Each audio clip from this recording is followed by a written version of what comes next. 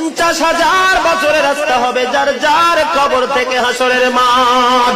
ফুলচেরাতে পুল হবে 30,000 বছরের রাস্তা।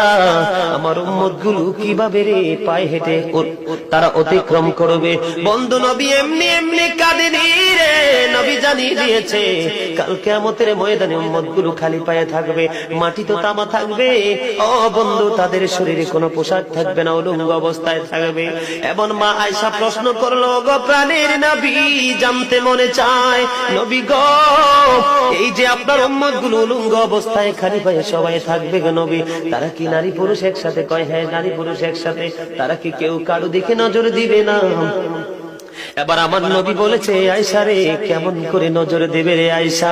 বন্যার পানি যেমনি প্রবল বেগে বৃদ্ধি পেয়ে পৃথিবীর মানুষগুলোকে গ্রাস করে ফেলেন, কাল কিয়ামতের দিন এই জাহান্নামের আগুন মানুষের দিকে বন্যার মতো প্রবল বেগে ছুটে এসে মানুষকে ঘিরে ফেলবে।